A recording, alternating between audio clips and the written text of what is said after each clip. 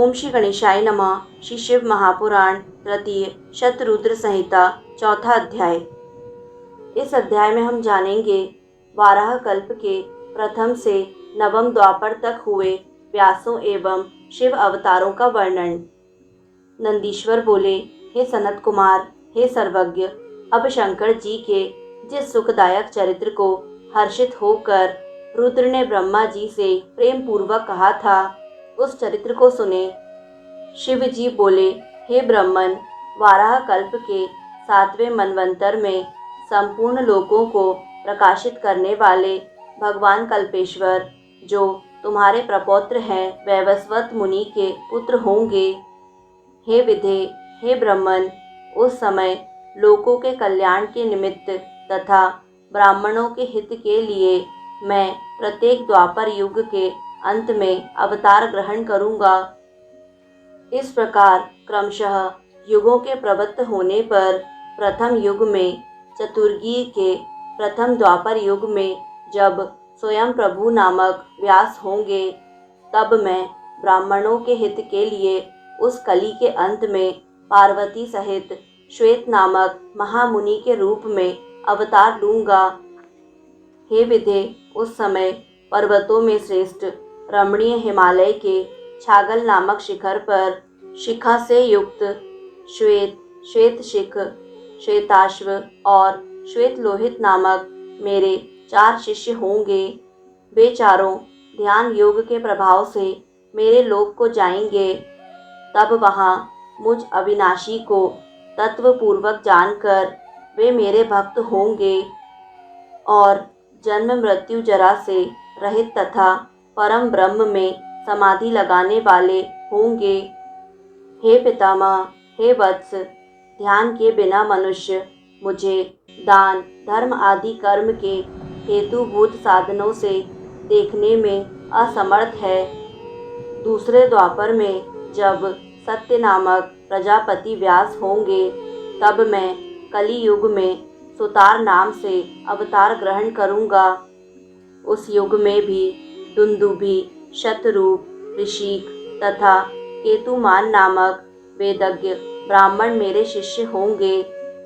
वे चारों ध्यान योग के प्रभाव से मेरे लोक को प्राप्त करेंगे और मुझ अव्यय को यथार्थ रूप से जानकर मुक्त हो जाएंगे।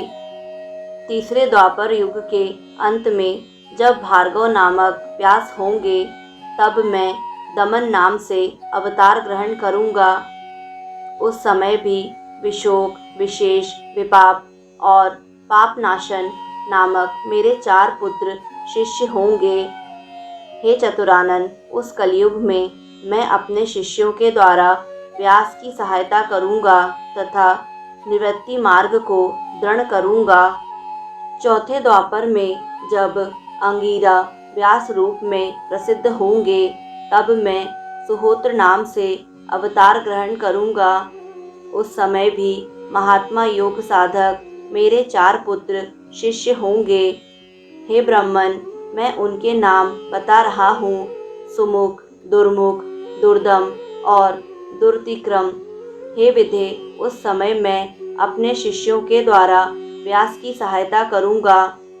5वें द्वापर में सविता नामक व्यास कहे गए हैं। उस समय मैं महातपस्वी कंक नामक योगी के रूप में अवतार ग्रहण करूँगा। उस समय भी मेरे 4 योग साधक तथा महात्मा पुत्र शिष्य होंगे। उनके नाम मुझसे सुनिए। सनक, सनातन, प्रभु सनंदन और सर्वव्यापी, निर्मल, अहंकार रहित सनत कुमार। हे ब्रह्मन, उस समय भी कंक नामक मैं सविता व्यास की सहायता करूंगा और निवृत्ति मार्ग का संवर्धन करूंगा।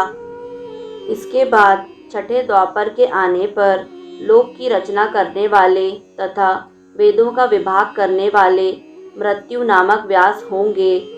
उस समय भी मैं लोकाक्षी नाम से अवतार ग्रहण करूंगा और व्यास की सहायता के लिए निवृत्ति मार्ग का वर्धन करूंगा। उस समय भी सुदामा, विरजा, संजय और विजय नामक मेरे 4 दृढ़व्रती शिष्य होंगे।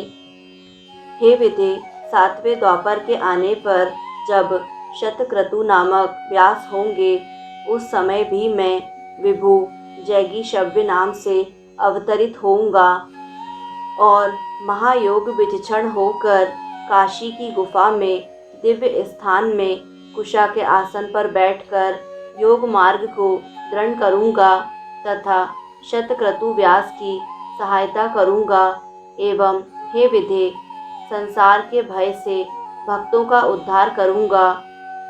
उस युग में भी सारस्वत, योगीश, मेघवाह और सुवाहन नामक मेरे 4 पुत्र शिष्य होंगे। 8वें द्वापर युग के आने पर वेदों का विभाग करने वाले मुनि श्रेष्ठ वशिष्ठ वेद व्यास होंगे। हे योग जानने वालों में श्रेष्ठ, उस समय मैं दधिवाहन नाम से अवतार ग्रहण करूंगा और व्यास की सहायता करूंगा। उस समय कपिल, आसुरी, पंचशिख और शाल्वल नामक मेरे 4 पुत्र शिष्य होंगे, जो मेरे ही समान योगी होंगे। हे विधे, 9वें द्वापर युग के आने पर उसमें सारस्वत नामक मुनि श्रेष्ठ व्यास होंगे। उस समय वे व्यास जी निवृत्ति मार्ग को बढ़ाने का विचार करेंगे। तब मैं ऋषभ नाम से विख्यात होकर अवतार लूँगा। उस समय पराशर, गर्ग, भार्गव एवं गिरीश नामक मेरे परम योगी शिष्य होंगे।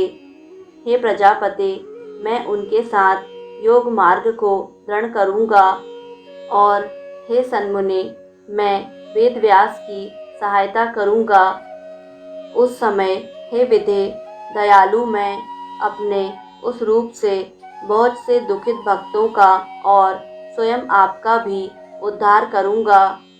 हे विधे, मेरा वह ऋषभ नामक अवतार योग मार्ग का प्रवर्तक, सारस्वत व्यास के मन को संतुष्ट करने वाला तथा अनेक प्रकार की लीला करने वाला होगा।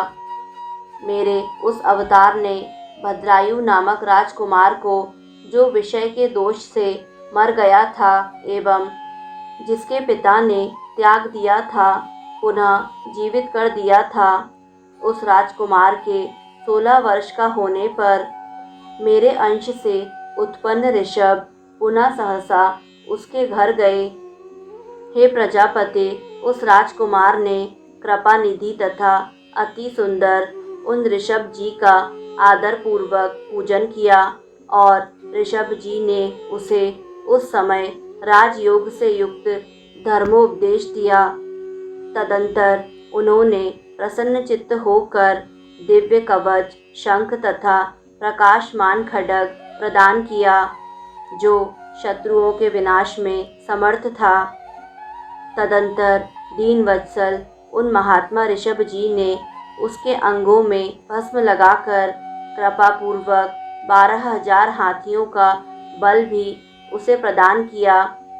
इस प्रकार माता सहित भद्रायु को भली भांति आश्वस्त करके तथा उन दोनों से पूजित होकर स्वेच्छागामी प्रभु ऋषभ चले गए। हे विधे, राजश्री भद्रायु भी अपने शत्रुओं को जीतकर कीर्ति मालिनी से विवाह कर धर्मानुसार राज्य करने लगे। मैंने इस प्रकार के प्रभाव वाले सज्जनों को गति प्रदान करने वाले तथा दीन दुखियों के बंधु रूप मुझ शंकर के 9वें ऋषभ अवतार का वर्णन आपसे किया। ऋषभ का चरित्र परम पवित्र, महान, स्वर्ग देने वाला, यश तथा कीर्ति देने वाला और आयु को बढ़ाने वाला है। इसे यत्नपूर्वक सुनना चाहिए। इस प्रकार श्री शिव महापुराण के अंतर्गत तृतीय शतरुद्र संहिता में ऋषभ चरित्र वर्णन नामक चौथा अध्याय पूर्ण हुआ। दोस्तों, यदि आपको शिव महापुराण का यह अध्याय पसंद आया तो वीडियो को लाइक करें। शतरुद्र संहिता के अगले अध्याय को निरंतर सुनने के लिए YouTube चैनल आध्यात्मिक कथाएं को सब्सक्राइब करें और बेल आइकन पर प्रेस करें। कमेंट में हर हर महादेव अवश्य लिखें।